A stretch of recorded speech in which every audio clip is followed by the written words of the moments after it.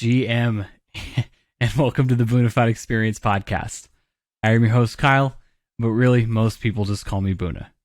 Y'all, this is a Web3 podcast where I interview artists, builders, gamers, and DeFi wizards. The mission here is to highlight trustworthy individuals in the space, paint a holistic picture of what the Web3 community is, share amazing artwork, and build a strong community as we rewrite the history of culture and entertainment forever. If you're new here and are returning and haven't done so already, please go ahead and like and subscribe to this video. Audio listeners, whatever button is in place of the subscribe button, whether that's follow, whether it's subscribe itself, please go and click that. That way you're notified every time I drop a new episode. And if you're here, you're probably involved in Web3, which time moves at the speed of sound, so it's very easy to forget. Not that you'll forget it. I know you love me enough not to forget it, but just in case, it'll keep you notified. Also, what this does, this gets this podcast in front of more people that need to hear it. There's a lot of people who don't really know where to start. Information is not very genuine. Authentic information is not very easy to come by. And so by doing so, you get to help your future brother or sister out that wants to learn more about this, that has a curiosity about Web3, but just does not know where to get started. This is a very trustworthy point of entry. Y'all, if you're looking for even more access, I do have a Patreon page where I'm building a community that sharpens each other to all achieve the freedom that we desire. Whether it's financial, whether it's spiritual, whether it's at the job, whatever the case may be, the whole idea here is we want you to achieve whatever freedom it is, whatever level that may mean for you. I know I'm shooting for the stars. We want to help you achieve whatever that means. As an additional benefit, you do get a week early access to the episodes as they're, so every time a new episode is dropped, you get the next one from the following week a week early, and you get an exclusive community to chat about that with. There are being more benefits that are slowly being built out, but for right now, that is the main one. I do have an extra one where if you do pledge to the higher tier, you can submit a question to my guest prior to the recording, and I will go ahead and give you a shout out and ask that question live and maybe make an entire topic of it. Now that we've gotten the spiel out, this episode has been one that I not only looked forward to recording the most, but also looked forward to sharing with you the most. And that is none other than the legend himself, Mr. Jack Butcher. Jack is one of the first thought leaders that I ran into when I was doing my research in Web3, when I wasn't really too vocal. And I was just looking for trustworthy individuals who had done this before, who had lived through certain parts of the internet growth. And Jack was one of them. And Jack has this really incredible talent of simplifying things to they're simplifying complex topics into a few words combined with a very simple picture. And a lot of his images, they're thought provoking in a mental way where they just at least for me, they make my head spin. Takes a lot of famous quotes, a lot of memes from Web3, and puts those into a very simple image that people can digest and really understand. Jack is the owner of a brand, $1 million a year brand called Visualize Value, which is something he created on his own prior to Web3, where he essentially productized himself after years of being in the marketing industry, creating his own agency, working for high-value, high-end car brands. So his product is his simplicity. Don't get it misconstrued for easy. The simplicity comes from years and years of hard work. And I know I'm rambling so long here, but y'all, we dive into so many different topics. We balance Web2 business, his Web2 business and Web3 art. The whole Creative Commons debate, what makes it valuable, what is the advantages of it, who needs to, like how does that actually take off, rethinking the meme and the definition of a meme. I highly suggest you stay around for that part, and what the future of the entire workforce looks like as the rise of creatives and Web3 begin to dominate mainstream. So y'all, buckle up. This is an hour and a half long episode. I did not want this to end. Unfortunately, all good things must come to an end. So dive right in. I know you're going to enjoy this as much as I did. Let me know what you think about it on Twitter. Peace. Good afternoon, Jack. How are you? I'm good, mate. How are you? I'm doing well. Just doing my best to stay warm. My dog, this is the only unfortunate time to have a dog and not have a backyard at the same time. where I actually have to get my ass outside and go take her on a walk. Yeah. I'm in similar circumstances at the moment. A few flights of stairs down for the dog. Yeah. Yeah. What kind of dog do you have? He is a Jack Russell Beagle cattle dog. That's the speculation. We don't know exactly, but he's got all the behavioral misgivings of each of those three breeds. He's nuts, but he's great. Sounds rare. Yeah, very rare. Very rare. I haven't seen any specimen like him. Yeah, One of one for sure. I have a pharaoh, like an Egyptian pharaoh, a pharaoh hound mix, and I have no clue what she's mixed with, but again, very similar. I have not met such an expressive dog with this level of intelligence and this much energy. Very cool, man. I have to look it up. I probably know it by sight, but I don't know that breed by you describing it. But I'm gonna look it up after this. Yeah, man. Well, man. Again, I know we talked about this a little bit offline. I just want to thank you again for coming on the podcast. Always enjoyed your content, and really think that we can do something special here. And really, what had me curious, and I actually didn't tell you this, but actually how I came into contact with you was actually from one of your editions piece with the Afghanistan relief fund. I had no idea who you were, but I just saw someone retweeted it. And I said, I got a little eat to spare. Like I was still very new and still just trying to figure out what the fuck's going on here. And that was, I got onboarded to Mirror and then I got onboarded to you. It's been, the rest is history. Badass, man. Well, thank you for supporting that. That's great. I appreciate that. Yeah, dude. No, it's cool initiative, and really fell in love with what you do here, man. So for obviously I know you, but for those who don't know you, man, give a quick plug to yourself, man. Who are you? What do you do? Sure. So I'm a designer by trade. Worked in marketing and advertising for 8-9 years. Started my own agency in 2017. So worked with a couple of luxury car brands. One of my personal passions, interests, hobbies is cars, and got what I thought was the dream client in a big exotic car brand, and just got totally burned out by the agency life. And I'd always been being creative outside the confines of like a corporate environment was just something I didn't imagine possible, really, up until very recently. So 3 years ago, I started a brand called Visualize Value. Didn't actually begin as a brand. It really was just like scratching a creative itch in public. So Visualize Value began as this just distillation of ideas that had either been useful to me, helpful for me. I was going to spend more time trying to understand. And in going through that process, I would just turn these ideas into visuals. So try and take these complex concepts and distill them into something that would hopefully translate them more easily for other people.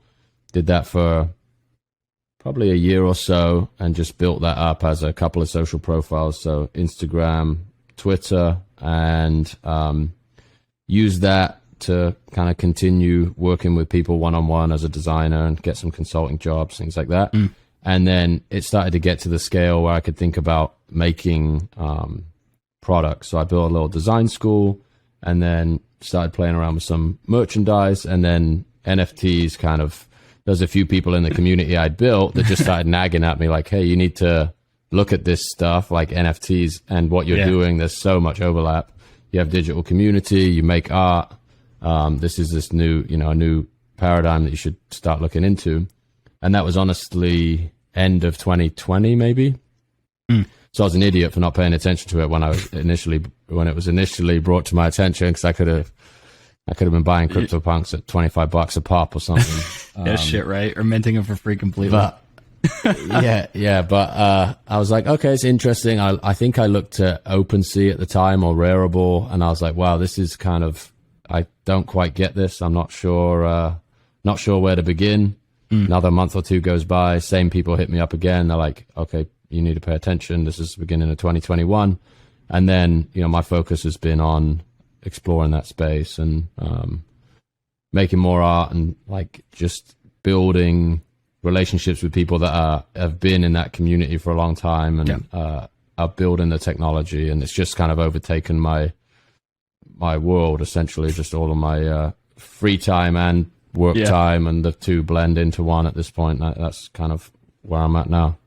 I was going to ask, like, how is that, because one of the questions I had is that, the Visualize Value brand does very well, and it is like who you are, and it's it's very strong. And so I just wondered, like, when you're running that brand and you're also running your Web3 at the same, like running Web3 art at the same time, like, is there any mesh? Is there any friction with the community that you do have? And like, what's that? I guess walk me through like what that looks like or feels like.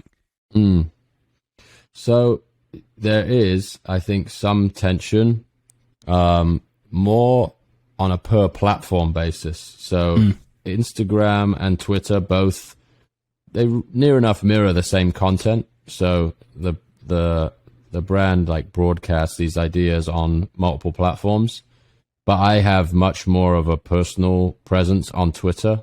Sure. So in parallel to Visualize Value, I like try and think out loud and share kind of what I'm working on, how I'm thinking about certain things.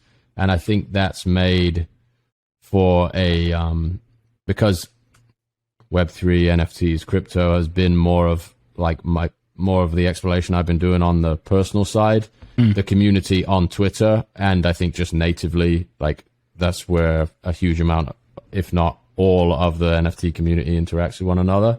Sure. That it's been a very natural, it's been very natural on Twitter, but every time I kind of lean into it a little bit more on Instagram, I wouldn't say pushback to the extent that I see, like, some big brands go out and like just get absolutely torched for this stuff. But there's definitely less of a warm reception for it. And it may even be just an education gap, which is on me to fix. I think a lot of it is just, it's so far from the zeitgeist on that platform versus a Twitter that I've just lent more into the community of people that are more open-minded and obviously working on it every day. And I'm quietly confident that Instagram will catch up. Did you catch the news today that Facebook and Instagram are now exploring that option? I did. Crazy. I think there's a lot of different ways to digest and react to that news. One being I think I saw this response that compared it to the DM launch. Do you remember when they were trying to launch a currency? Facebook, maybe 2 years ago. Vaguely, but I remember knowing that they did, but not anything about it. Yeah, well, they proposed that they were going to launch their own stable coin, I assume, and instantly they got swarmed by regulatory agencies, naturally, 3-letter acronyms from wherever branches of the government. And I think while this announcement is potentially is potentially an on-ramp for a lot of people, it's also like it's kind of a crazy market to just drop on like billions of people that are just going about their business, talking about their sports teams and and whatever it is people talk about on Facebook and Instagram most of the time. I think it's going to be fascinating to watch it play out. And maybe I'm wrong and people will just like instantly sort of adopt it. But all these big platforms, I just think, are probably seeing the volume of trade that's happening and just like, oh my God, we need to figure out a way to get involved in this somehow. And some will do it well and others probably will do it less well. But I wouldn't bet against Facebook. Unfortunately, I don't think there's they got the resources to pull it off. They got a bunch of fuck you money to just like throw it at a wall, and it's as much as strong as my opinion is of Mark, it's hard to bet against him. For sure, it's an interesting balance. Yeah. I have a theory that Mark Zuckerberg is probably one of the most followed anonymous influencers on Twitter. I bet he's playing the game there. I have no idea who, but I got a feeling he's on there lurking.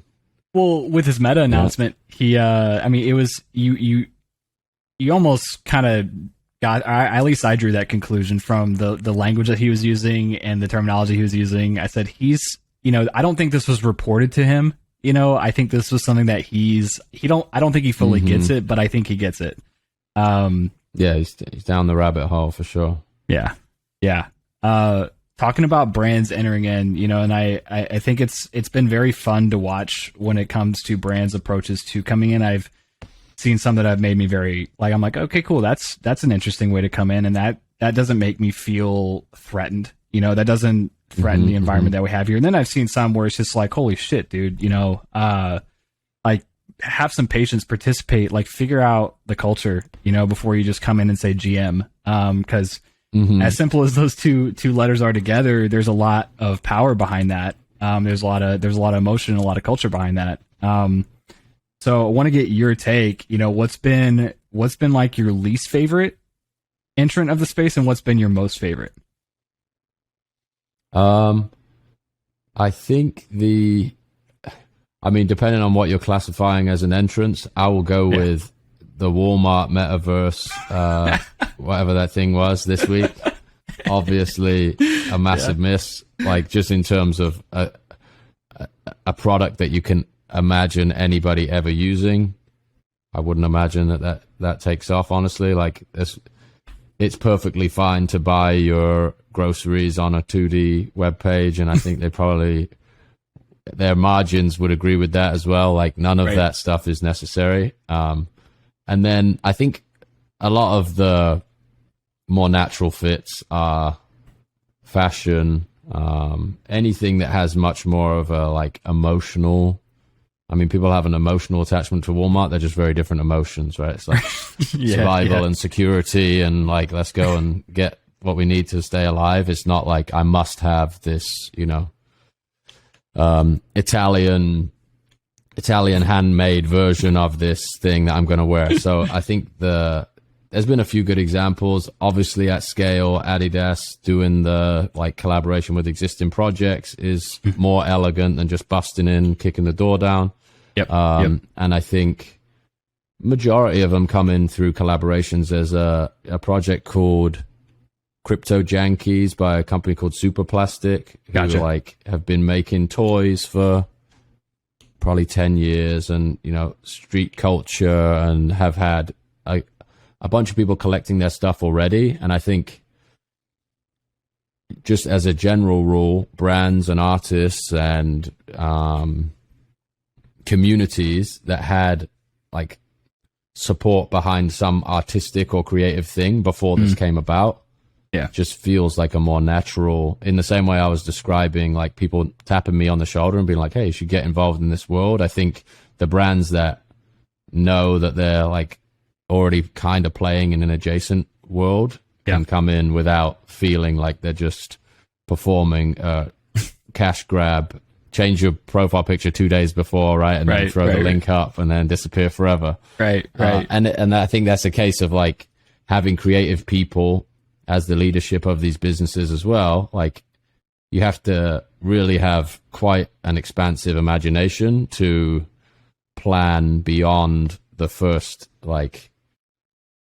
iteration in your entrance to the space. So this is an infinite canvas, and for a lot of people that's incredibly intimidating and often unnecessary. But for other brands, especially creative, creatively led brands, it's a massive it's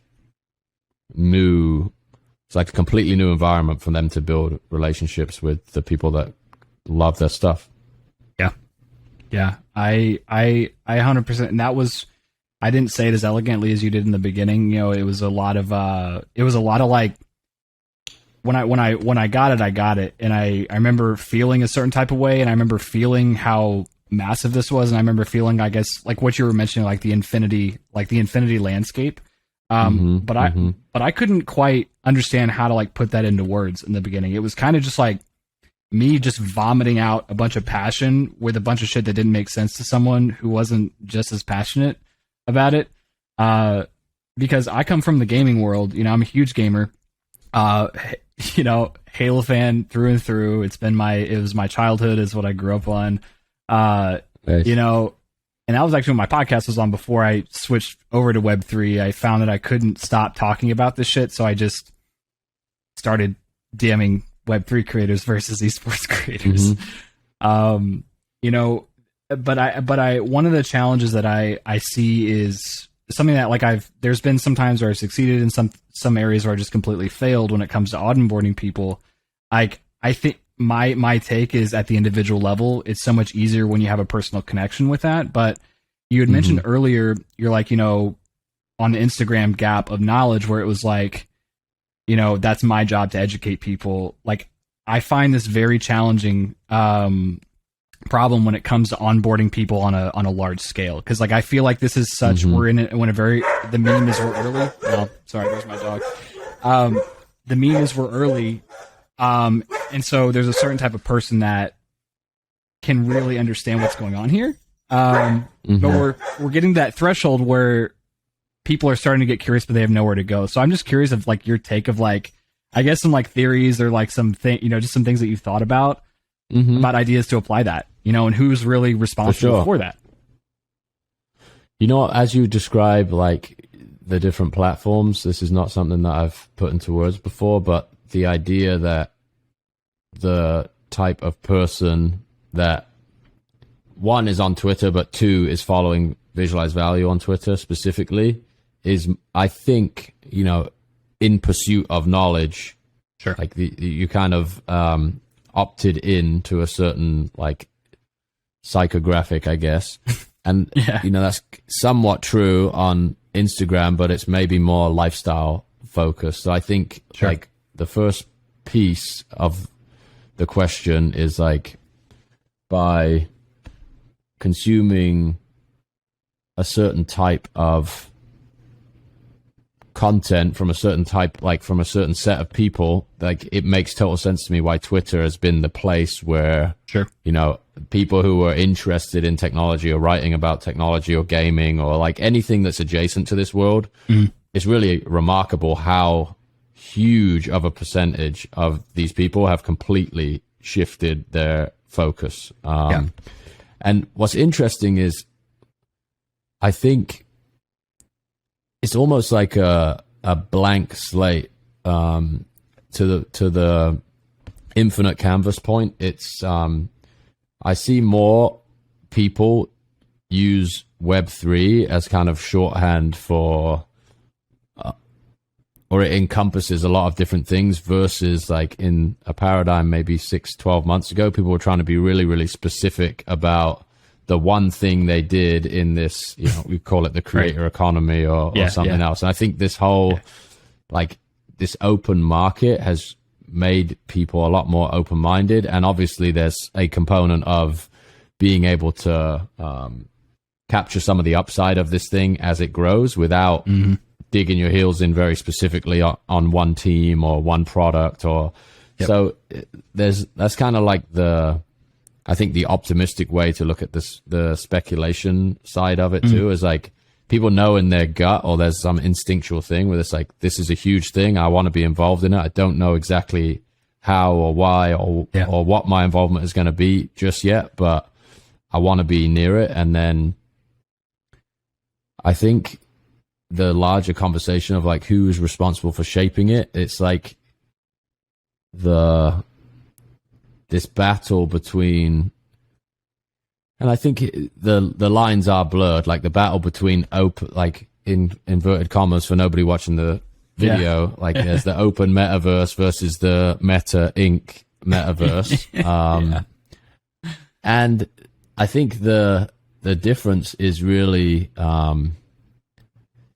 it's like the nuances of ownership of digital property, which I think is the barrier for a lot of people. So it makes sense that a large segment of people who play games get it. People who are like spending thousands of dollars on their credit card, like playing games every month, are like, I mean, and this is not a black and white thing either, because there's people that fall on both sides of that issue too, right? Some people are like, okay, I want to be I want to be attached to the value of this thing as it grows. Other people are like, I want to like pay the people to build the game and I want to enjoy the game. And, you know, neither of those people are right and wrong. That's an opinion. but I think the optionality of it is like what the market is going to end up deciding. And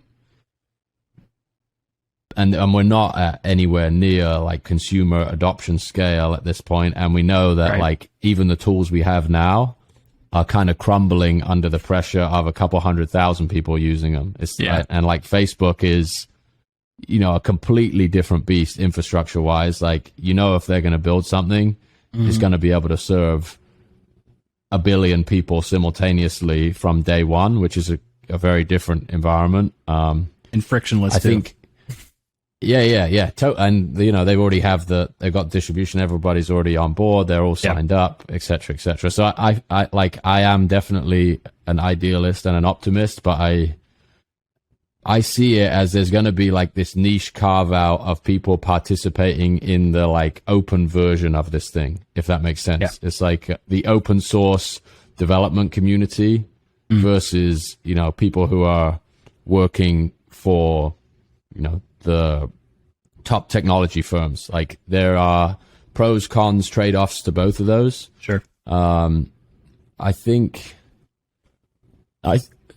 Twitter is like one of the last like, I say one of the last, I think it's the only one, and maybe it has been the only one ever. Like this open network feature of Twitter has really like, I think been responsible for the growth of an economy like this in the first place. I think without Twitter, I don't know how NFTs, the Web3 narrative takes off to the extent that it has. And I think it's like continued existence depends upon like Twitter keeping that openness accessible, right? Facebook is a very different style of social graph where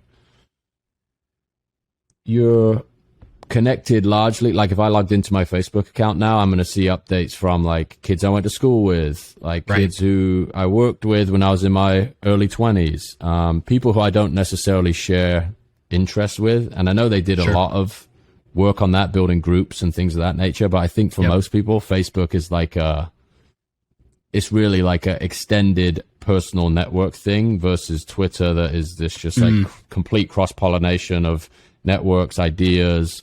It's a knowledge, a social graph built around knowledge and interests versus a social graph built around geography.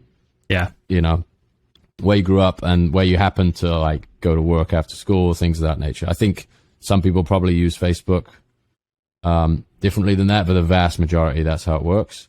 And I wonder how a economy like the flourishing NFT economy and Web3 economy we've seen via Twitter, based on how the network functions, is going to be a challenge for Facebook, in my opinion. Yeah. And maybe Instagram breaks that a little bit, but it really doesn't have the same sense of community, and you can't build relationships on Instagram or Facebook like you can on Twitter. Like the only reason we're having this conversation is because of Twitter. And had you reached out on Instagram, I don't even look at messages on Instagram. I don't log into Instagram. I don't use it. Like I just don't expect to have the level of engagement, and you can't gauge what someone is about really through Instagram unless they have it's very interesting. I think you get a much better sense of who someone is and how they think from their Twitter feed than any other digital profile or presence, and that's a massive advantage, and that's helped this ecosystem grow. And I think not taking that into account, and Facebook just hasn't been able to replicate that or compete with that, and that's a huge boon to this environment, and hopefully stays that way. Yeah, I mean, that's the way I've viewed it. I've had this, I've pondered the same thought that you've had, where it's just like if Twitter, because I look at all the places where Web3 really, what we're calling Web3 really exists. It's Twitter, Discord, and Reddit, and those are like the three largest. But I separate Twitter from the rest of those two, because Twitter, in my opinion, is the diving board. Twitter's like, it's the information highway. It's the diving board. It's where you can go get a quick snippet of something valuable that piques your interest. Then you can go dive into a community. Then you can go dive into a thread or a forum, or not that Twitter doesn't have it, and that is very unique in its own sense, where you can do that openly. But what I've told some people new, it's unfortunately like, I mean, I like Discord. It's the best we have right now, but it's still very ineffective when it comes to just keeping everything organized. But that's the best place where I've gone to like get more information and have a conversation and get to know some of these people on a more intimate level when they're not trying to flex flex publicly,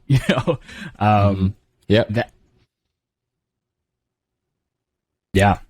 And so something that you were talking about that I wanted to dive into is, or actually I take that back. This is a random thought that I had, because I get conflicted from being almost like a steward or a contributor or like taking responsibility of building, this new ecosystem, this open economy you're talking about, but also I can put my hat on as a consumer and say like, damn, from a consumer perspective, that would be really cool. And there's two areas that I found very conflicted in my feelings versus, on one versus the other. And we've been talking about Facebook want to hop over to Nike and the acquisition of Artifact. From a consumer perspective, I cannot wait to buy almost every product that they collab with. I think that is going to be one of the coolest, and I can't call it a partnership because they own Artifact. But one of some of the coolest, most innovative products that are going to come on the consumer side in the next 5 to 10 years. But from, someone who's actively participating in building the community, I also look at it as like, damn, Nike kind of just came in and just now they own this person. What happens to the creative control and the vision of Artifact now that they're owned by a massive brand? And I wanted to get your take on that, because for me, I felt very conflicted. Like I support it, but I also am very nervous about it versus the way Adidas came in. Adidas came in and they bought an ape. They bought our bags, they participated, they partnered with G Money, they partnered, there's a lot more partnership elements to it.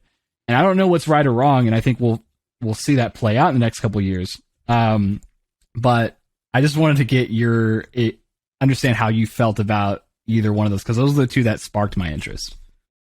Yeah. It's a good comparison. I think I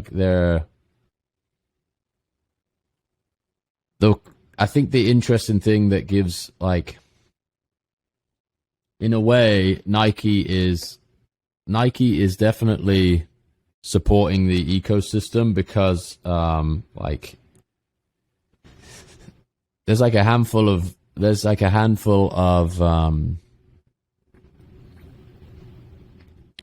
brands I think that are on that level, just in terms of their cultural clout.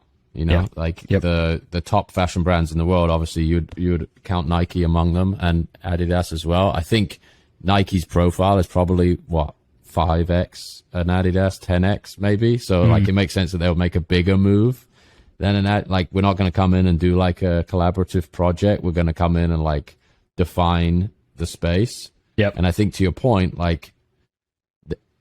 a lot of what they do in the real world is not dissimilar. This culture of limited run product and people staying up all night to get the one of 250 pairs and then relist it on the StockX site and all that. Yeah. So there's some real legit overlap where you kind of, I think it was so well received universally, because it just makes makes total sense. And I think from the perspective of the founders, I have no idea what the terms of the deal were. I'm sure they did very, very, very well. Yeah, sure. Yeah, I think that is a pervasive dynamic that is not going away. Can people, you're 1 year or 18 months or I think the founder tweeted about it. I think they were 9 months or 12 months into building the business, and that you get an acquisition offer from Nike. It's insane. Every person behind this stuff has families and ambitions of their own, dreams and things things that they want to take care of in their life. And I think that dynamic always exists, and there'll be I'm sure they spend a lot of time thinking about it, but it's also a no-brainer on both sides. Yeah. One thing I think is great in that context is Nike kind of lives or dies by how it treats like it's valued on how cool it is, essentially. And yeah, that to me is like they are accountable to the market in that way already. So I don't see it as a threat in the same way I would like a Facebook coming to try and own the rails. Like they're coming to contribute to the culture and make stuff. But I haven't given it a ton of thought, but that's my initial reaction is like both approaches I think are solid. And I think in terms of like onboarding and getting people into the space, there are probably going to be like ravenous fans and participants, like streetwear and fashion and you know, people that interact with and love brands that already have this like scarce component and design component and like taste as a huge part of like your the whole hype beast movement, right? Like your ability to put a fit together and collect this series of it's just such a natural thing that I think it made sense for everyone involved, and I think it will probably accelerate like bringing and legitimizing it in a way that I think it doesn't feel as dystopian as a Facebook coming in and being like, hey, you're gonna have to like you haven't got enough credits to do X today, right? Yeah, that is I like your take on that because like what's funny is I've also not funny, but like I've also listened to a few of your podcasts on like on the Not Investment Advice podcast, and y'all have talked about the definition of Web3 and like what the hell even is Web3. And I think the reason why it struck me so much is because we've all created a lot of like really deep sideways narratives, but it may not be what actually plays out. And so it's just like, I feel like the community has created a bunch of definitions, a bunch of narratives, a bunch of ideas at like what this could be. But then the market comes in. If we're truly embracing one of the narratives of like, this is open for everybody, then that means brands too.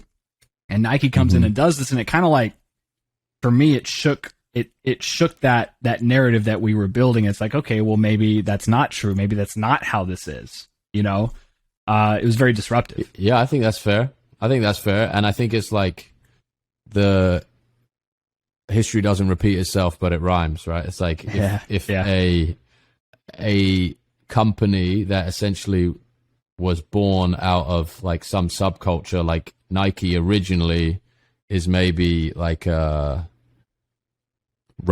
think athletics and running, like the culture of that birthed Nike. Then it became this huge beast that stands for probably like the most synonymous symbol for like sport, competition, fashion, all these things that you think of when you see the swoosh. There's always like subcultures ahead of this stuff, and I think the way I think about it is you could kind of choose to be, as a participant, you can choose to be at the edge, or you can like fold into the mainstream of it as the brands like a Nike enter or whoever else. But there's always going to be this area out to the edge of the ecosystem where like brands aren't going to touch for another 5 years, right? And you have the option to like live on that side. But I think that's where like we get the double-edged sword of like, yeah, Web3 is a great, it's an amazing way to like fork off the crypto narrative, because a lot of people don't want to be associated with crypto, or they've been frustrated that they haven't understood the crypto narrative for so long. Web3 like softens that up and talks about culture and art and I think it brought a lot of other people in. Yeah, exactly. But it can be challenging how broad it is, because you don't really know what you're talking about within that. And the reality of the world is everything is super nuanced. And I think like in the same way that people like this technology is going to be so ubiquitous that it's going to look kind of silly in hindsight when we say like, oh, I can't believe like Nike became part of the internet, Right. like NFTs as a piece of infrastructure, is such a primitive, a new digital primitive that probably most like commercial entities of a certain scale are gonna adopt in some way, shape, or form. Yep. And I think it, like, culture wise, there really is the like, I think mainstream NFT culture is Twitter right now, and I'm not even sure, like, you really have to mess up to, like, at the moment it's pretty forgiving environment where there's like a ton of, poorly executed projects that get like folded in and get forgiven. Right. It's early days, etc., etc. But my larger point, I guess, is like, if you want to be at the edge of the culture, you can do that. You can like stay away from this stuff and go out further from the main narrative. But I think it's comforting for people as well that are over invested by a lot, shall we say, and the legitimization of brands like that coming in, even if you're not in those projects specifically, it's kind of a comforting thing to have your belief in this stuff be reaffirmed by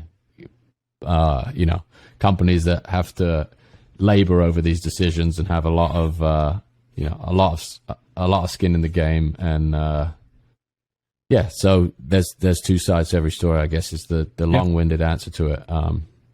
That's what we're here for, is a long-winded answer.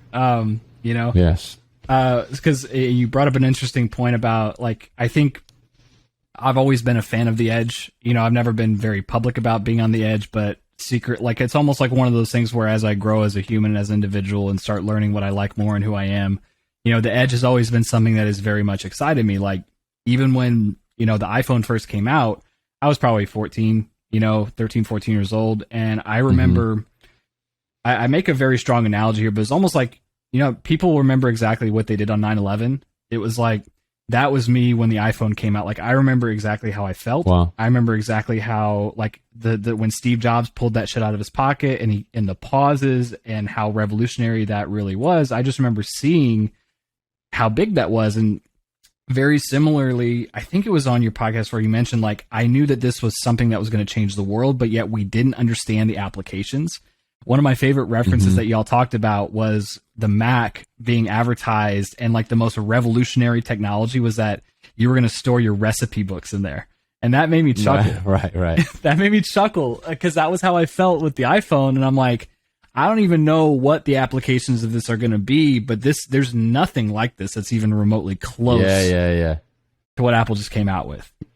Yeah, that's great. I think that's a good callback to the last part of the conversation, where it's like people just know in their gut that this is a different set of ingredients with which, like, very, very different things are just like behaviors that you would never predict, products that you would never think would be built. Like, we're like very nearsighted creatures for the most part, even those of us that are like doing this for a living and like looking at it every day. We're still spending 8 hours a day reading people's like price predictions or talking about like which project is coming out tomorrow. Yeah. And if you really zoom out, it's like it's about so much more than that, and the potential of it is so much greater than what's being executed in the near term. And I think we long for like the simplicity of narrative, where it's like which crypto is going to be the crypto, and all of that. Like, we've talked about this on the other podcast as well. It's like we're way past that. Like we're in such a fractionalized, like fast-paced, networked world that I don't think like a return to simplicity is when it comes to like media and software, doesn't feel like the trend to me. Like, I can see why that works with hardware, like the iPhone, the manufacturing economies of scale that come with making that beautiful device and the network effects within it makes sense. But when it comes to like building digital products and art, and it's just like an explosion of creativity and trying to like pick one horse right now to bet on. Yep. It seems like a little foolish behavior when you can just be absorbing all of it and have exposure to all of it. It's a fun time to be alive, for sure. Unless you're Michael Saylor. We all know yes. where you stand. Yeah, Saylor. Man. It's, you know what, it's funny, like a year or so, 18 months ago, I mean, you listen to the podcast too, like, it's such a seductive narrative too. It's like, it really is so like logically sound. You're like, wow, yeah, this makes total sense. And then you go about your day and you're like, all of the principles that I just heard, none of them are in effect in this environment I'm spending my time in. Yeah. And I think it has a lot to do with the fact that we've like built this economy that is not constrained by a lot of the things that he's speaking about. And maybe my understanding of monetary policy is too rudimentary to see like maybe the music does stop if the way money is distributed changes. But you're a video game guy, and this is more akin to that world, I think, than anything else, where it's like people are going to build and design games, recruit players. Like, you know, we've forked off into this environment where we don't really have to pay attention to reality in a lot of ways, like atomic reality, let's say. And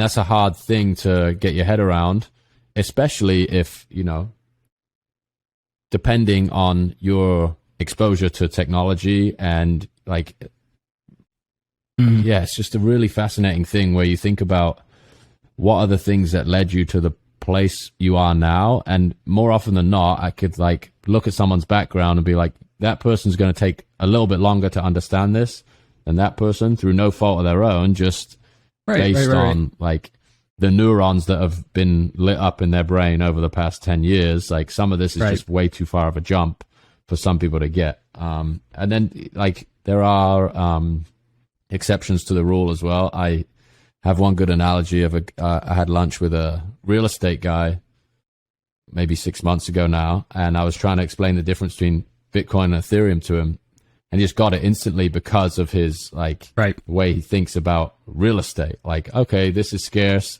you can build utility on top of this, but this has like, you know, this neighborhood is more attractive than that neighborhood because you know, this person lives there, and it's just like depends a lot on what you've experienced and how you think, and your career and all. Like, it makes total sense to me that, you know, kids who are grinding out World of Warcraft for 15 years are now like the biggest players in the digital currency world. It's absolutely nuts to look back and think that, but when you're looking at it from where we are now, you're like, okay, makes total logical sense. And then we're in 15 years from now, we're going to have some similarly, well, probably 100 times more ridiculous thing to be talking about. Exactly. And, you know, funny you mentioned WoW. I'm going to sidestep this for a little bit. You know, I don't think we would be having the conversation on NFTs if WoW didn't exist, because we all know our loving Lord and Savior Vitalik was a WoW player. And this Ethereum was actually, I'm not going to credit it all to WoW, but it was one of the main things that birthed his like creative spark to create Ethereum. I think that's the funniest shit ever. Centralized control. It's hilarious. It's hilarious. And, it's also like it's so counterculture as well, where you know, don't sit around and play video games while you're a kid. It's no good for you. And now, like that, you know, that advice was obviously terrible advice for majority of people at this point in time. Where it's like, if you're able to navigate the internet and not even navigate the internet, if you're able to like understand the rules of like a virtual game, that's how a lot of like the economy operates at this point. And you actually have the upper hand over people that are kind of stuck on rules that no longer apply, that they probably learned in environments that were less malleable, infinite, whatever synonyms you want to place in there. Well, and it was also a fear-driven culture too, because, you know, this is a fascinating topic because, you know, that narrative was told to me by my parents. And there was always a lot of conflict, you know, in our household around gaming and what how valuable it was and what I could be doing more. Because you look at a couple generations ago, you know, their whole thing was, you know, go to school, get a job. You know, like that's how you like make it in this world. The dollar was, of course, positioned very differently, different than as well. And to them, that made sense. Video games were something that nerds did in the basement, you know, and they were a complete waste of time. It was a hobby, it was a pastime. And so you look at a whole generation of people that have already quote unquote made it or are secure in their own way. You know, the evolution of video games is a complete, just not even what we're talking about, but video games in general is just a completely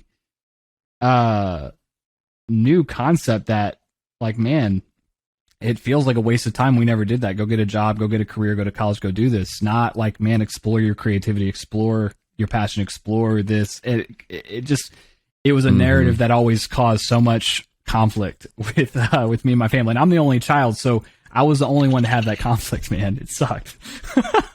Wow. Yeah, that does.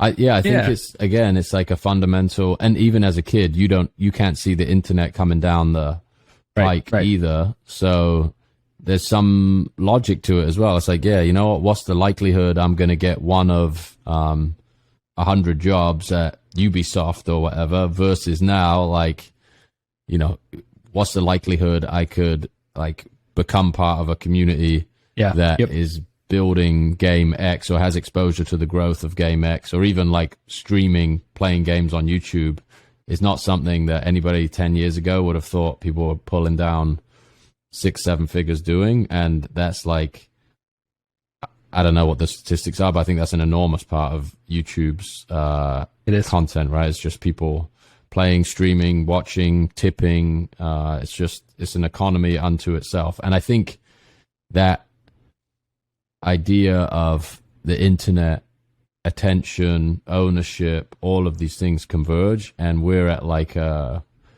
set of new primitives that are gonna change the way the next 10, 15, 20 years plays out. Sure.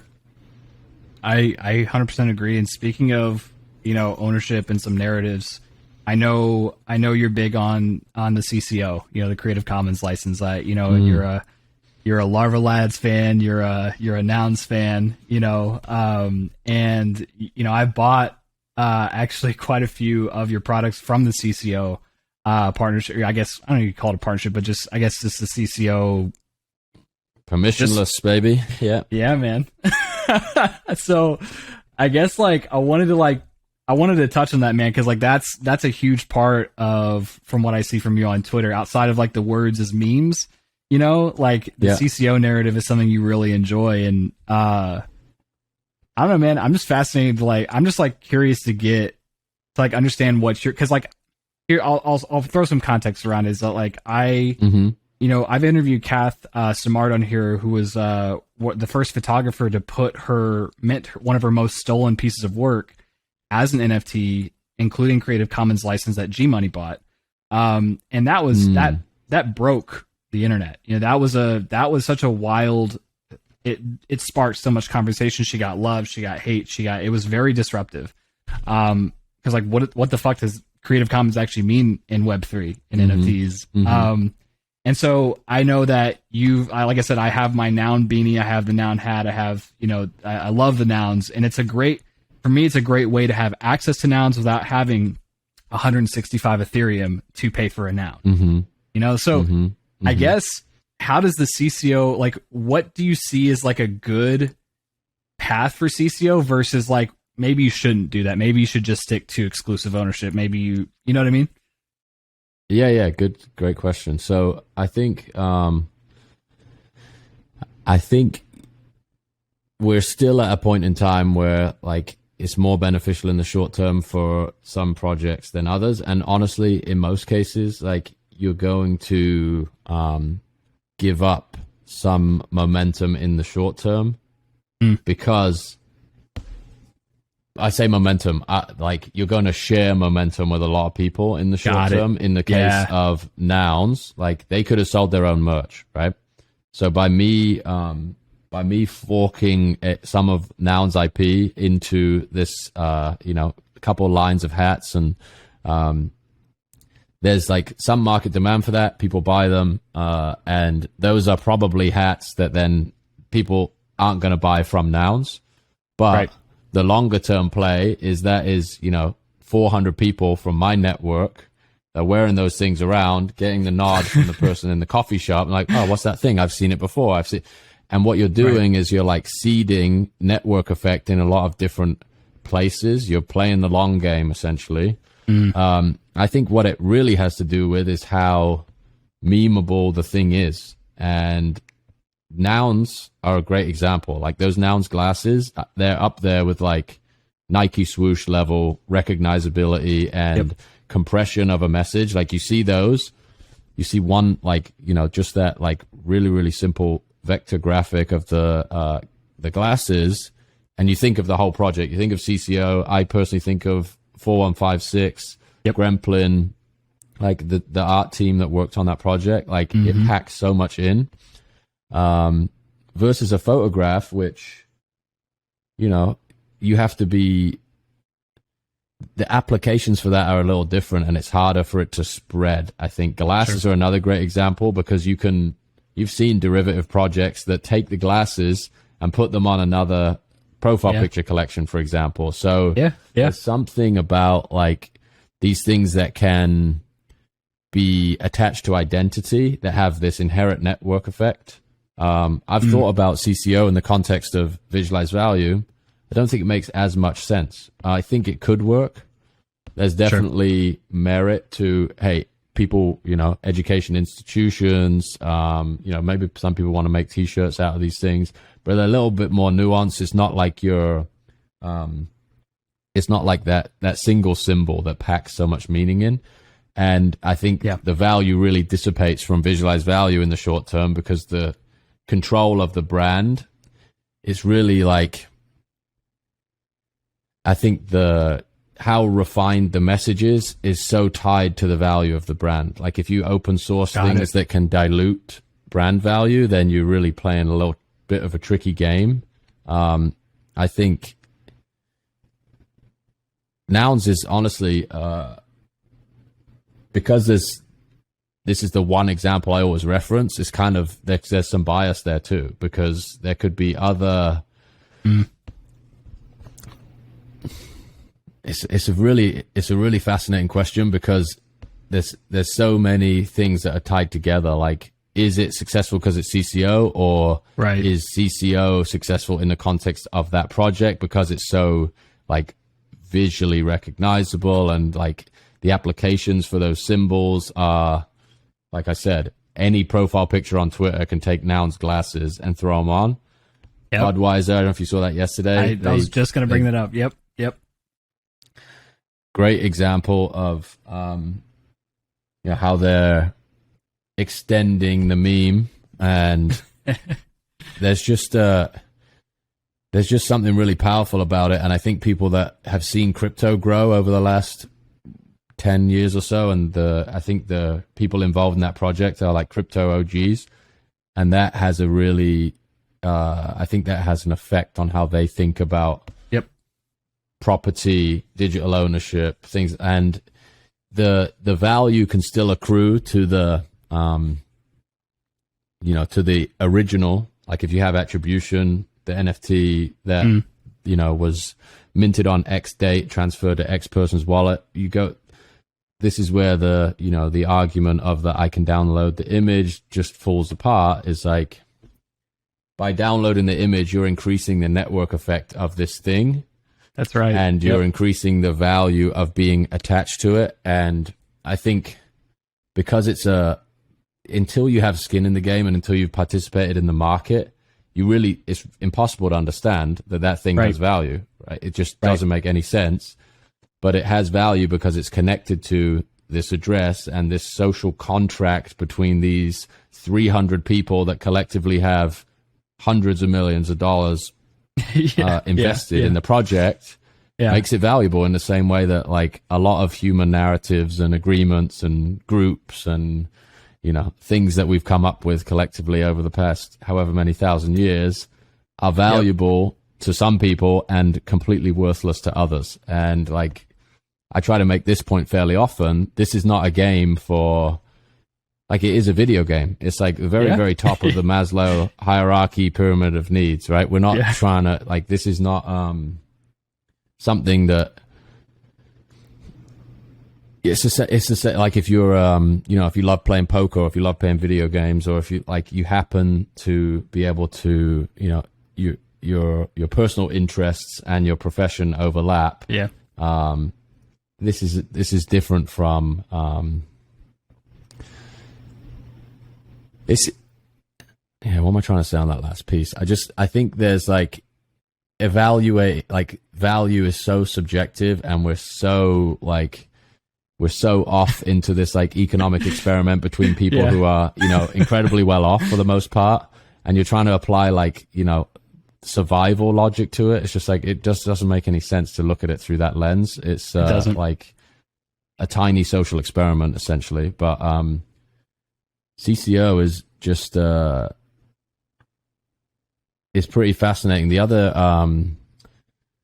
thing I think people start to realize is like some of the most effective marketing, like if you've ever worked in marketing, you know this, it's like people are trying to get other people to like share the message on their behalf. Right. And essentially all IP and copyright law is written in complete opposition to that idea. Yeah. Like if copyright law was adhered to on the internet, like everybody would be in jail, That's right. Like even like, look at like Giphy. I think Facebook bought Giphy for $100 billion. 90% of their content is like Disney, HBO, you name it. I don't know how they got away with that or how that works. Yeah. But like the horse has left the stable on all of this stuff. And it's just the people who are like designing economies around the reality of it versus like the thing that they want to be true seem to be winning. There's a lot there, man. I mean, and one thing that you touched on lightly around the CCO was because I attributed, like, it's the question I don't think either of us can answer right now, is like, what makes CCO successful, and like what, like, is it the image, is it the is it the new technology, is it because it's high valued? But in my take is that 4156, that in my opinion is what made it valuable. And I could be completely wrong, but you throw any major crypto OG creator, I think Punk 4156 is the best. But if 6529 did it, I'd probably have the same sentiment. I would probably and those are just two people I consistently look up to, or especially got a lot of information from in the beginning and continue to. But I think if it's someone who's not an OG in the crypto community or the crypto culture, I don't think it works when it comes to that specific CCO project. You're right. There's like so many different things need to overlap for it to work. Yeah. Hey man, I need to just grab a glass of water. I'm really parched here. One second. Man. Yeah, you're good. Sorry. You're good. Take your time. Sweet. All right. No, it's been fun, man. Because these are you're one of the biggest, like, besides 4156, and you're one of the biggest, or I guess people have taken advantage of it, and that's not like in a bad way, but like you've taken advantage and exploited, or not, I guess, harnessed the ability of CCO. And what's interesting, the correlation I made between that is, the example I gave earlier with Kath. Like, to me, CCO has to come from someone who's already established. Because Kath has been a pillar in the NFT photography community for a long time. And there was the story, I don't know if you heard it, but I'll give you a TLDR, is the story behind this photo is that if you just Google Hawaii photo, it's her most stolen image that she's ever taken. It's a beautiful shot, but for about I don't know what the story is, but for about 5 years, travel blogs used it without giving her credit. Wow. Magazines, newspapers, internet sites. And the story was that she consistently filed takedown claims. She worked with attorneys who were doing it pro bono because they believed in the cause. But what she said, for about 5 years of effort, we never won a case. We never got a settlement. Nothing ever happened. And so the story behind it was that she was almost taking back she was charging what she would have gotten if all those settlements were won from stolen property and stolen work. And that's what she priced it at 100 Ethereum. And she was almost reclaiming the rights by giving the rights to everybody. It was this very fascinating topic. And I think it only makes sense that G Money bought it. Like, he wanted to own that piece of culture, and that's who collaborated on it with her. And they built an entire website around it.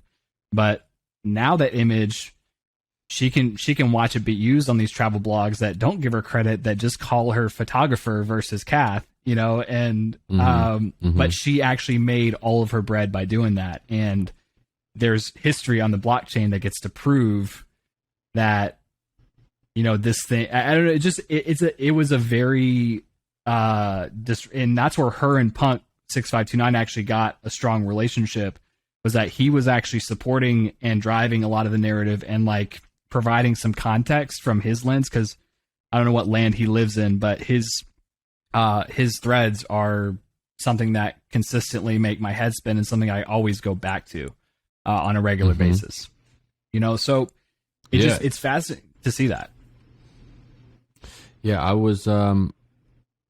I forget who wrote this. I'll have to dig it up and send it to you, because it would be good to stick in the notes or something. But someone talked about frozen assets. So there was this really great thread about like huge economic leaps and huge businesses and huge movements have been built around the idea of unfreezing assets.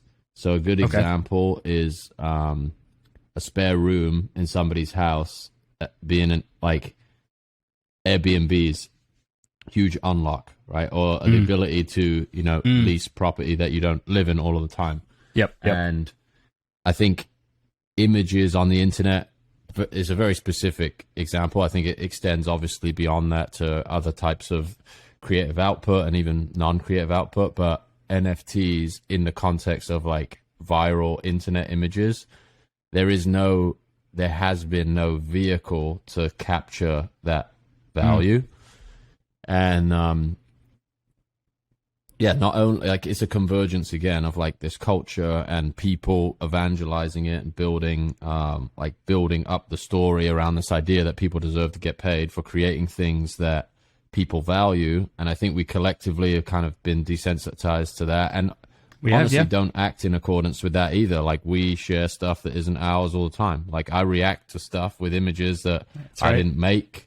And I'm sure whoever did is not getting fairly attributed. And there's, you know, businesses that have, you know, people who have cashed out billions of dollars of checks off like other people's creative work. And this is like, I think the first iteration of this is like, we're trying to go back and retroactively fix that in some cases. In the case of Kath, as you explain it, it's like, that's a retroactive fix. But going forward, if people understand this, it's like, you won't need to do that retroactively in the future, because if you standardize the idea of owning your work from day zero and make it affordable to do that, as the technology improves, that cost is going to zero. That's just the way all of this works. That's going to happen.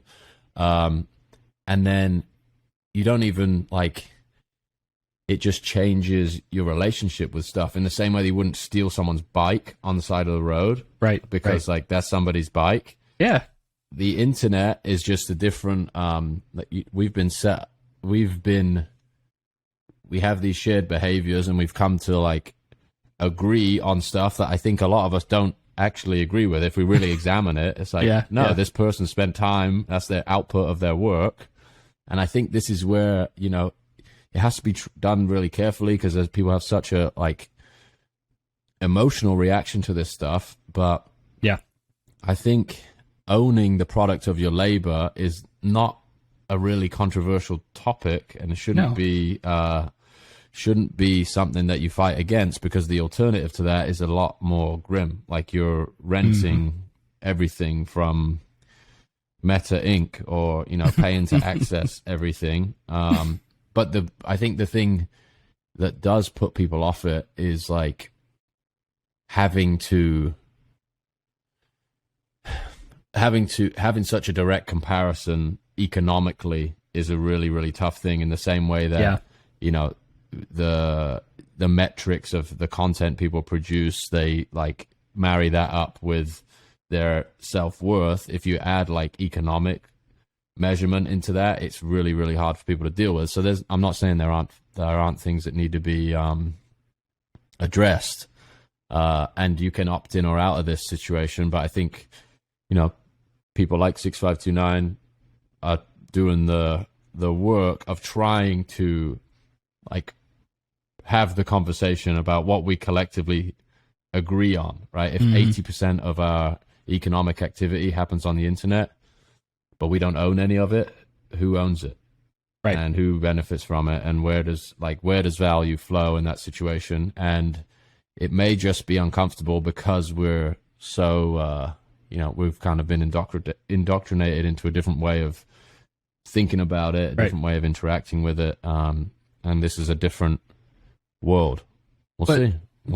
But like, just like we were doing now, even though the system is inherently flawed, and there's a lot of things that my entire way of thinking has shifted. There's such a different feeling that comes from right click saving to left click owning. There's a very different feeling that emits, and you don't know until you know. But it's hard to like fault some of these people because like this is the system that we've currently adopted.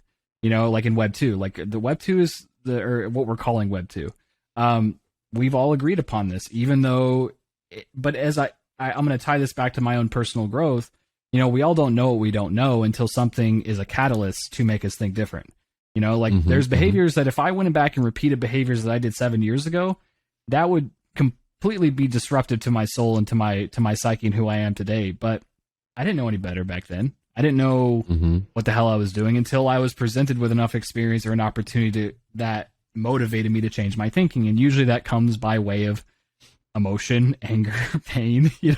Unfortunately, those are the catalysts for change.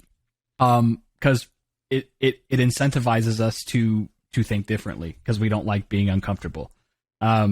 So it's just a very fascinating topic with how people come to adopt this, where you got Esther and Harold just figuring out how to use Facebook, and now you throw we're in Candyland over here. Yeah. I mean, even people in their 30s that I work with, like some of them are just like now getting comfortable using Facebook, and they're not that old. That's actually very young. And so all these different shifts that are happening are something that, I don't know, man, we can go a lot of different directions with this. I wanted to touch on like one last topic, and something that I know you've identified with, and I know I have very much as well. And one of 6529's mega threads, like the ideas, like what a meme actually is. Until he shared that thread, I just looked at memes as GIFs. I looked at memes as images with commentary that described an emotion.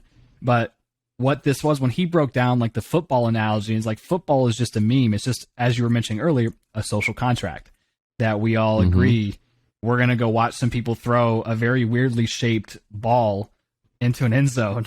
And we're going to speculate. We're going to throw money at it. We're going to gamble on it. We're going to start fights over it. We're going to paint our face because of it. And that's just really what, like, in my opinion, what a meme is. It's just a social contract that we agree upon. And this is just a very different, it's just a very interesting way of looking at memes. And it kind of makes my head spin now that I revisit it, because it's like, what really is a meme? And I think that, tying back to what, especially with the punks, or not the punks, the nouns that you've put on your merch, they all have very much to do with the meme of 69 and 420, and why that's so important, and I think people also look at this as like, that's so stupid, why is this? I think that's the biggest objection, because to kind of piece everything together we've talked about, is that the real benefit is owning digital content and like finding ways to like make sure we're fairly compensated for the value that we're providing. But the narrative that gets pushed is people to see, why is 69,420 being sold for 6,420 Ethereum, which is a lot of money. And that is the narrative that doesn't make sense to people, is that it's because of the meme, it's because of the culture, it's because of the social contract that, in my opinion, was created in internet culture. and you can dive so far deep with like the Pepe. Like I don't know if you watch it, but the Feels Good Man documentary. If you haven't, no, I need to watch it. I need to watch it. Yeah, man. It's a very how the Pepe meme came to existence. Matt is just, God bless him, man. Just like hippie stoner dude, had no idea of the identity that this frog would take on. Yeah, incredible. Yeah. I mean, man, I'm a student of it for sure, and I think this is a personal journey away from an environment where you essentially told what to do. So I think like a lot of crypto culture is like people are either operating independently completely or like in a certain aspect of their life, like they're like operating in a free market of some kind, which is a completely different mental environment than like you turn up, you get told what to do, you leave. You know, the memes that exist or have existed for a long time before the internet, like were pretty isolated and consistent. And now like the internet manipulates reality in such a crazy way that, you know, there are 7 billion versions of reality running in everybody else's head, right? And I think when you start to like go down the philosophical rabbit hole of this, it's like the fact that you and I can communicate and the words I'm saying have meaning to you are like that's evidence that these like every word has like enough shared meaning that we've agreed upon between us. As I'm not saying that it's exactly right, but it enables us to have a conversation that extends to everything in your life. Like I think one of the memes that 6529 references is America, like uses the American flag as a meme. It's like this is one of the biggest and most successful memes of all time, and he's totally spot on. It's like, and there are so many layers to it. Like, yes, the thing you share on Twitter that's like Pepe the Frog making some expression is a meme, but also like every layer up from that is a meme too, right? Like political party A is a meme, political party B is a meme, the country that they're competing for control over is a meme. So like when I started to go down that route, I was like, okay, if economically and like socially speaking, a lot of what we do happens on the internet now, and that's been like massively accelerated by COVID, remote work, all of these like changes that have happened over the last couple of years. And crypto is just another, like, I think what's fascinating about it is money has been such a consistent meme for so many people, right? It's like, I earn this much. And for somebody to, like, for some kid who was playing World of Warcraft in their basement 10 years ago to now have a 9-figure net worth because they were on this forum and they mined this currency with an old graphics card. It's like, that's like a meme gone out of control, right? And I think one other point to your point of like why 69, 420 and all this stuff is funny is like, what's interesting is most people don't think of entertainment as valuable, right? Because they assume their work is not fun, entertaining, interesting, or attention grabbing. So they automatically kind of move that to the other end of the spectrum. So like you can't possibly get paid for being funny, for like messing around on the internet, for playing computer games, for doing all this stuff. And the reality is like the things that people enjoy are valuable. Like if we can agree on anything, like something that makes you smile, something that like sets off dopamine shooting around your brain, those things are valuable. Just the infrastructure that we've been operating in could not allocate resources based on that type of value. And now it can, and that's like people are freaking the hell out about that for a lot of different reasons. But it's a much more macro thing to get your head around than you first think. And I think there's like at sometimes in your life you're confronted with an idea and you're like, okay, I need to run away from this because I'm not ready for it, or like I don't want to confront this right now. And other times you're like, I need to understand this, or I'm getting left behind, or in order to get from where I am now to where I want to be, have to hit this head on.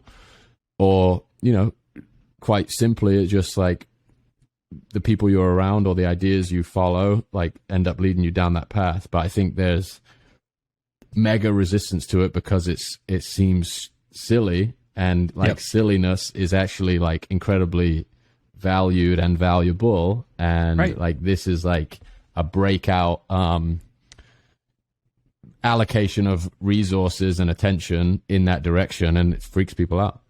Well, yeah, and to take it even a step further is I think we've only reserved people that are allowed to make money from being funny or from being entertaining to like movie stars. They've always been put up on a pedestal. Right. So I think that's the extra layer to it, is now the common person can achieve astronomical success without being this idolized figure, you know, that is brought up in an industry that's ideally incredibly corrupt. Not ideal, but just incredibly corrupt in a lot of different ways. So I think that's the extra layer to it, is that like, wait, this can't, in the mind, it's like, that can't happen. Why is this happening? Yeah, exactly. That's the resistance. Like, I'm like going back to like filing paperwork in an HR job, and people are like trading pictures of frogs on the internet and making X. Like, this is not fair or right. And you know, I just think that that's like not a productive discussion. It's just like, it's happening. That's what the market is voted on. Like, it's just I think our job as educators is to try and lead people in the direction that like the things that you care about that were like before, like the things that you didn't think of as economically viable pursuits, right, are probably more economically viable than they've ever been before, based on, you know, this new economy, right, and all the infrastructure being built around it. And that was what I was doing with Visualize Value before Web3, before NFTs, any of that stuff was like helping people get their head around the idea of the internet as like an opportunity machine. And this whole ecosystem has just taken that and amplified it by a good amount. Yeah, normalized some things that were not normal very, very short time ago. Right, and I think the last thing to tie a bow on this all, before we start wrapping it up here, is that this is, I think, you know, one of the narratives that this space has is that we're in a cultural renaissance or revolution, but the interesting part about between this one from a traditional art renaissance is that a lot of people are self-aware that this is what we are actually in. You know, it's like, this is almost like agreed upon, like, this is a revolutionary change in the way art is distributed, the way artists make money, the conversation of, you know, like, if you're an artist, you know, no longer do you have to have the conversation of like, well, you better get a traditional job so then you can pursue your passion, or else you're just going to not make it. Talk about a meme that's been amplified as, you know, making it. I think that's a very strong reference point. And I think the difference, like I said, just to reiterate, between then and now when art changed people's lives, is that we're just self-aware of how massive this actually is. You know, 100%. And you're playing, to bring back the video game reference, it's like you can press restart at any point. That's right. Like, it's not like you know, in Renaissance Europe, it's like you work 25 years on a painting, and if you can only walk so many miles to show it to people. That's right. Versus, you know, you have the ability to distribute something to hundreds of thousands, millions of people. And it's only amplified when you're dead. Set of outcomes. Yeah. Indeed. Right. Exactly right. Yeah, you can capture some of the value of it while you're still breathing, which is a good thing. I think we can all agree on that. Yeah. And I think the last point I want to make on the video game reference is that the argument that I've been hearing, that can be a topic for a whole nother podcast, but there is one of the biggest, I guess, social or the psychological arguments of video games is that people go to video games to not think about money. Like, people don't want to think about their economic activity while they're playing a video game. They want to get lost in the storytelling, and they want to get lost in the adventure and be this person that maybe helps them cope with the stresses of everyday life or the challenges that they're facing. And the last thing they want to think about is like, man, if I can sell this skin, I'll make money. Like, they just don't care about that. So the quote unquote take rate of these publishers, which is 100% right now, that the value is already there. They don't feel like they're losing, you know? So it's just, and if they don't feel like they're losing, then they're not losing. Then they're not losing. Yeah, exactly. Yeah. Exactly. Because Halo is a great story-driven game that I don't need economic incentive to spend all my money playing and enjoying that game. Like, I love it. I'm capturing all the value that I need. That's the purpose. You know? It's all a whole nuance. Yeah, I think, it's just, it's like, as in the same way that, like, people don't, like, the vast majority of people, don't make their money by performing hard physical labor anymore. Right. It's just the same, like, it's the same trend in a very, very accelerated way. Like, we don't know exactly how everybody's going to be making money in 20 years. Yeah. One thing we can honestly bet on is that it's probably not going to be doing things that can be automated away by, like, a couple lines of script. Right. And again, the big meme that the majority of us in the last couple of generations grew up with is, like, work as hard as you can, work's not fun, you know, pursue your hobbies in your free time.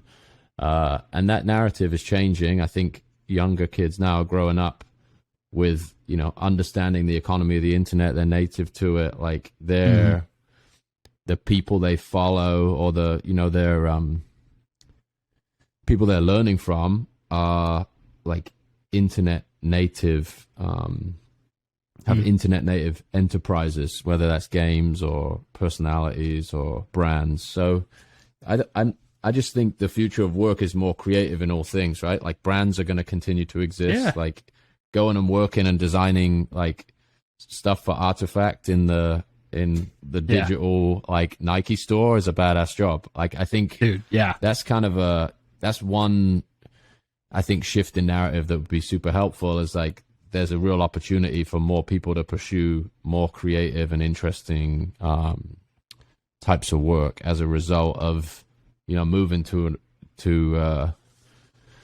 an economy where most of this repetitive stuff is honestly going to get replaced by robots or code, or, you know, I don't know what timeline that takes place on, but it's going to happen.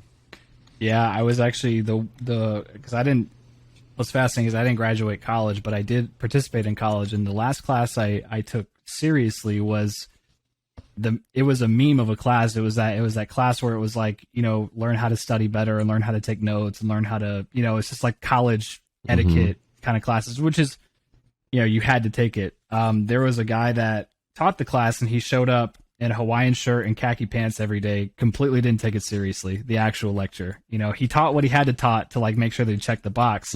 But this guy was a serial entrepreneur. He owned 3 different businesses, lived in a gated community, like, and he was really there just to help educate people on how the world really worked from an economic perspective and from a business perspective, and teaching you how to, like, harness, you know, your own gifts, and also apply some real world principles to, I guess, narratives that were happening. And that was, I honestly owe everything that I've created to that teacher, because if it wasn't what he mentioned was that, you know, there's becoming this gap in, like, manually intensive jobs that are going to be replaced.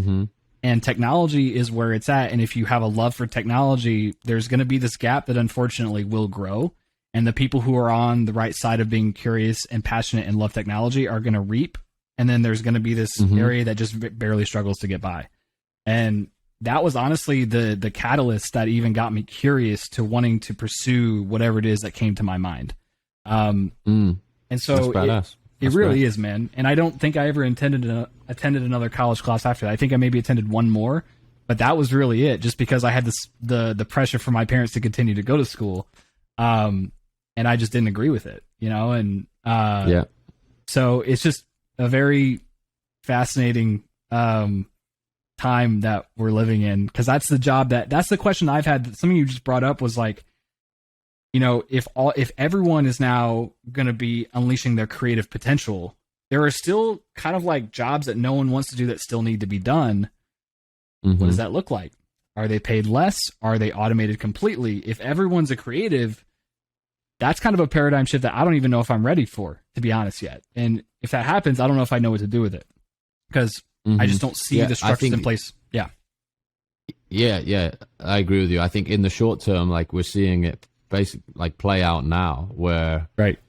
I think honestly, in the short term, people will get more fairly paid for contributing in like physical roles, maybe not like immediately, but it's like you're seeing the like labor market tighten up right now, where if I can trade JPEGs or go on Robinhood or like start an OnlyFans, there's many different ways to make money on the internet right now. Yep. And like making $70 for a half day at Starbucks for like an internet native kid is like, this is just ridiculous. Like, why would I even begin to think about doing that? It doesn't make any sense. So like Starbucks, you're either going to have to figure out how to make robots run the stores, or you're going to have to pay people enough that it makes sense for them to come to work. And that's the market, right? That's how it functions. And unfortunately, it's the people who are, who didn't come into contact with someone like you described when they were at school, that don't recognize that the opportunity exceeds like the things you can walk to, or like the things that you're born around. And that's that's true inequality to me, is like, that's the gap that has to be closed, is access to these tools, information, education, experimentation, like risk taking within some, like encourage risk taking within within reason, obviously. Right. Yeah, we're just we're so far apart, and there's a lot of reasons why, but it's like the things that are being developed are I think the general trend is it becomes easier to make a living on the internet every day, which if you have access to it, is a good thing. It really is. And I almost, now that we've had this conversation or went down this rabbit hole a little bit, is, will these jobs that are traditionally now sought after, whether it's like an executive or a manager of a sales team, will the narrative flip where the creatives are paid more and the people who are running client success or like sales or anything? Even though sales brings in money, you could also argue that creativity brings in money if you look at the way this is going. And could that be an interesting shift where people like that are working traditional sales, customer service, HR, like, will it flip? And will creatives get that edge where the people at the top are like, this is where the attention's at, this is where the value's at, so we are going to pay these people more? And obviously you can't pay everyone what they feel they deserve. No one feels like they make enough. I make a decent amount and still don't feel like that. But that's going to be the interesting shift for me, is that like, I don't know if that'll happen or not, but will there be that, like, damn, like working in these traditional, I guess, models may not be as lucrative. And when people are making fucking frogs and, like doing all this shit that's making the company a lot of money, or the design for artifacts. Yeah. Like that'd be a dope ass job to have. Yeah, great job. I think there's a great book. If you haven't read it, you should read it. It's called The Sovereign Individual. You heard of it? I haven't. Yeah, give that a read. But that talks about, like, it was written in 97, and it is like ridiculously prescient book, but essentially like predicts the internet economy and like the rise of the individual as a like globally competitive economic node, rather than like, it's going to get really, really hard, and it's already hard for companies to retain talent because they're trying to essentially make a 50% margin on your labor, and in many cases it takes thousands of people to build something. There's a lot of amazing things that you want to be like, if you want to go work at Tesla, or like work in a lab to design medicine, there's plenty of things that take thousands of people to do, but there's also a lot of like really dumb jobs out there that are essentially pointless, and I hope that those are the ones that are eliminated, slowly erased, and move people towards either working on something that they really believe in, or making art, or I think that's That's the hope. And hopefully like shifting incentives around can get us there faster. Yeah, man. I speaking of a day job, I'm blessed to be able to take a break to do this in the middle of the day, but I do have to start wrapping things up, man. Nice. Let's do it. I want to give the floor to you again one more time. If you were to, number one, where can people find you? But also if you'd recommend, I love that book that you did recommend, but what are some, number one, where can people find you? Number two, where would you like to send someone who's curious? What's like one of the most valuable resources, I guess, if they're wanting to learn about crypto, NFTs, and Web3? Yeah, you can find me on Twitter at Jack Butcher, and the project that we talked about is at Visualize Value. And I think I'm just going to echo one of the resources that we went over probably a dozen times in the podcast. That's Punk6529. Go and consume all of those threads, probably in order. I think if you go to the pinned thread at the top of that profile, they're all neatly threaded together up there. Read that stuff, and I think that should get you a working knowledge at least. And then I think the skin in the game component is good too. Like it doesn't have to be more than like $20, but like if you're genuinely interested in learning, like I only really began to learn when I was like invested in even a tiny way. Like you just think about things differently when you're involved versus when you're theorizing or just like reading material. So yeah, that should lead you down the right path. I think there's a thread that's like how to buy your first NFT. Yeah. Where I'd start. Cool, man. Well, Jack, it's been an absolute treat. This went way over than way more than I expected. Again, man, huge fan, and glad we were able to come together to make this happen. Yeah, thanks for having me, man. I appreciate it, and thanks for the support. Absolutely, man. Y'all, thank you so much for tuning into this week's episode of the Boonified Experience podcast.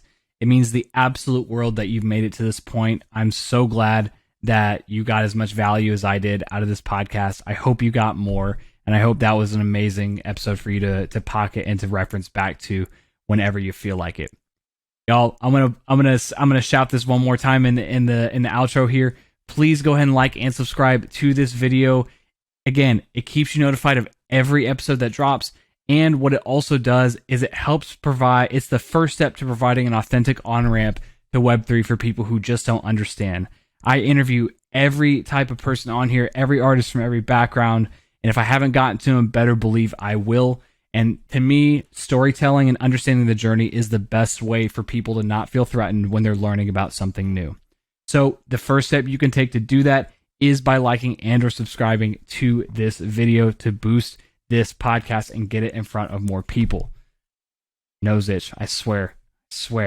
Lastly, I do have a Patreon community that I'm building right now, where the whole idea of this community here is to sharpen each other to achieve not only financial freedom, not only personal freedom, but both personal and financial freedom at the same time. Whatever freedom you're truly looking for, we want to help you get there. On top of that, some more exclusive access or more benefits is you get access to not only myself. There's not as many people in the Patreon right now, so you do get more access to me in a private Discord or a private channel in my own Discord. You also get access to new episodes a week prior to them being dropped. And one of the higher tiers is you get to submit a question. I'll let you know who my guest is ahead of time, but you get to submit a question to my guest. I'll shout you out and read the question, and we can probably make an entire topic of that. So if that interests you, go ahead and head over to my website. You should see the little Patreon button, or I will also link it in this video or in audio description below. That way you can have a straight path to that. I cannot, again, thank you enough. Thank you so much for the support. I look forward to seeing you back next week, and y'all have a great week, whenever you're listening to this. GM.